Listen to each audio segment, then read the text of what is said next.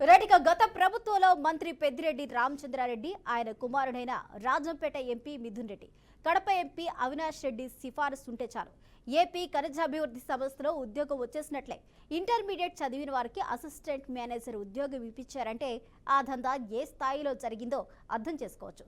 Party కార్యకర్తలకు సామాజిక మాధ్యమంలో ప్రచారం చేసేవారికి పెద్దిరెడ్డి ఆఫీసులో పనిచేసేవారికి కూడా ఏపీఎండీసీఏ కొలువులు కామధేనుగా మారాయి. వైకాపా ప్రభుత్వ హయాంలో ఏపీఎండీసీలో కాంట్రాక్ట్ విధానంలో 270 మంది పొరుగు సేవల కింద 100 మందిని తీసుకున్నారు. మొత్తం 370 మందిలో కేవలం 13 మంది మాత్రమే నోటిఫికేషన్ ద్వారా కాంట్రాక్ట్ విధానంలో ఎంపికైన వారు కావడం ఇక్కడ గమనార్హం.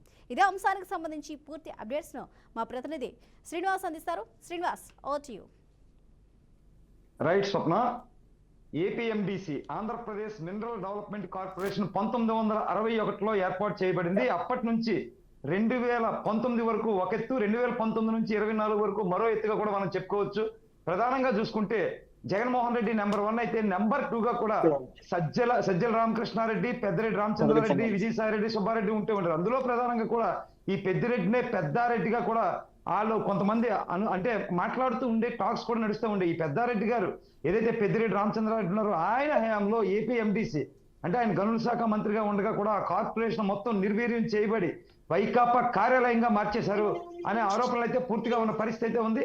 ప్రధానంగా చూసుకుంటే ఏపీఎండీసీలో సుమారు 170 కొలువులు అంటే 95 మందిని ఆయన పెద్దిరెడ్డి గారు చెప్తే, పెద్దిరెడ్డి గారు అబ్బాయి మిథున్ రెడ్డి చెప్తే ఒక 45 మంది, అలాగే కడప ఎంపీ అవినాష్ రెడ్డి అప్పుడు జగన్మోహన్ రెడ్డికి కజిన్ బ్రదర్ గా ఉన్నటువంటి అవినాష్ రెడ్డి చెప్తే ఒక 60 మందికి సుమారు 170 మందికి కొలువులు ఇవ్వడం. అందులో ఇంకా మరికొంత విషయం ఏంటంటే హేమంత్ రెడ్డి అని, సాయి ప్రతాప్ అని, తేజేష్ రెడ్డి అని కొంతమంది ఉన్నారు.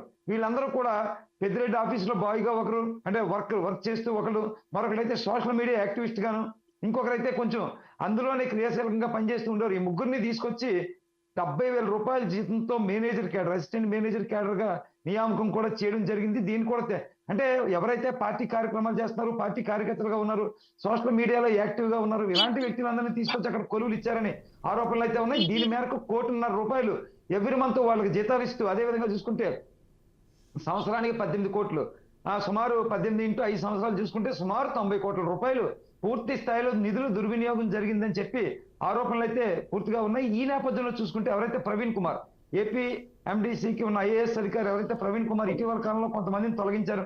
అంటే ఇంకా మరికొంత ఎక్స్టెండ్ మాట్లాడుకుంటే కనుక ఈ ఇసుక దందా మొదలెట్టినప్పుడు, ఇసుక వ్యాపారం జరుగుతున్నప్పుడు ఇసుకని ఏపీఎండీసీ కాబట్టి సుమారు 1,500 మందిని తీసుకోవడం జరిగింది. ఆ 1,500 మందిని ఏ కేటగిరీలో తీసుకున్నారు, ఎందుకు రాష్ట్ర వ్యాప్తంగా కూడా నచ్చిన వాళ్ళ పోస్టులు ఇచ్చుకొని ఇసుక అక్రమ రవాణా సాగించారని ఆరోపణలు కూడా ఉన్నాయి. అందులో కూడా ఏరువేపు జరుగుతూ ఉంది. అయితే 270 మందిలో కేవలం 13 మంది మాత్రమే రిటర్న్ టెస్టులు రాసి అఫీషియల్ గా కాంటాక్ట్ బేస్ లో వచ్చిన వాళ్ళు, మిగతా వాళ్ళంతా కూడా వీళ్ళ సిఫార్సుల మేరకు వచ్చిన వాళ్ళకి కూడా తెలియవస్తూ ఉంది. ఇదిలాగా ఉంటే మరో విషయం చూసుకుంటే వీళ్ళు ఖచ్చితంగా కూడా గడిచిన 5 ఏళ్లలో కూడా ఎలాంటి ప్రాజెక్టులు తీసుకొచ్చిన పరిస్థితులు అయితే లేవు. ఈ ఖనిజ గనులను అయితే కూడా కేటాయించుకున్నారు కానీ పూర్తిగా ప్రాజెక్ట్ అంటూ తేలేదు. అయితే మధ్యప్రదేశ్ లో ఉండే సిలోరి అనే ప్రాంతంలో ఏర్పాటు చేసిన అక్కడ పనిచేసే బొగ్గు గనుల్లో పనిచేయడానికి 370 మంది ఉత్తరాది వాళ్ళనే వాడుకుంటూ వాళ్ళు ఇక్కడ చేమకుర్తి ప్రాజెక్ట్ లో కానీ 300 మంది 70 మంది 300 మంది ఏమో మెయిన్ ఆఫీస్ లో కూడా పని చేశారని చూపిస్తూ లెక్కల ప్రకారం జీతాలు కూడా. Right, thank you Srinivas.